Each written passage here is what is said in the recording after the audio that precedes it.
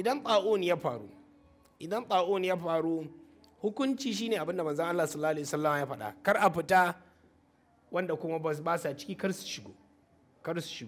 Me yasa aka faɗi haka? Me yasa manzon Allah sallallahu alaihi wasallam ya faɗa? Malamai gaba kusan malaman musulunci babu wanda ya alakanta wannan da mutuwa. Na fata an gane, ba kamar yadda misali aka yada bane kan cewa manzon Allah ya ce kar a shiga ne dan kar a kamu a mutu ko abin nan, a'a yayi ne dan kare tauhidi, imanin mutane.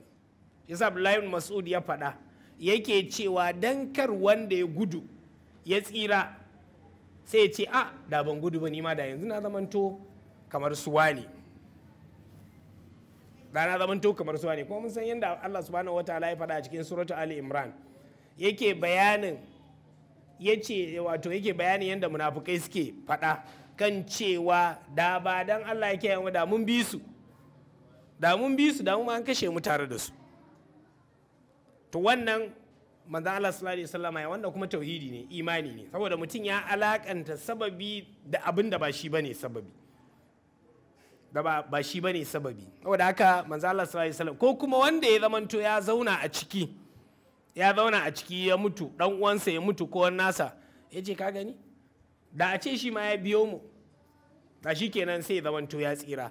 Shi yasa malamai na tafsiri yawancin jumhurin malaman tafsiri lokacin da suka zo fassara wannan ayar, am tara ila alladhina kharaju min diyarihim hum ulufun hadara al-maut, waɗannan da suka fita su dubban su saboda annoba ta sauka da suka ce ai muka fice daga garin shikenan hadara al-maut, tsoron kar su mutu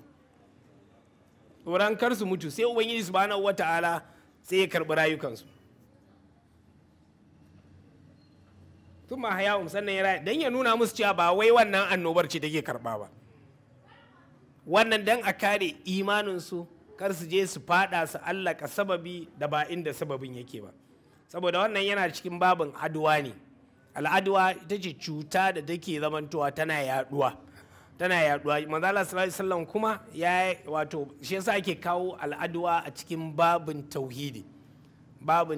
Za ga malaman da suka yi rubuce akan tauhidi za su kawo maka la'aduwa wala tsira wala hamata wala safar a cikin babin tauhidi suke kawowa dan karka alakanta da wannan. Shi yasa wani da yazo yake ce ya rasulullahi to ai mun ga dabba idan ɗaya ta kamu tana harbar wata, sai ya ce fa man adal awwal, shi na farkon waye harbe shi, waye harbi na farkon, ba dan koyo dan a kare wa mutum kar ya zamanto ya fita. Amma wannan ɗaukan sababi shine abin da Abdullahi ibn Mas'ud ya faɗa, dan kar wanda ya fita ya tsira ya ce kai da ban fita ba ni ma da yanzu ya same ni.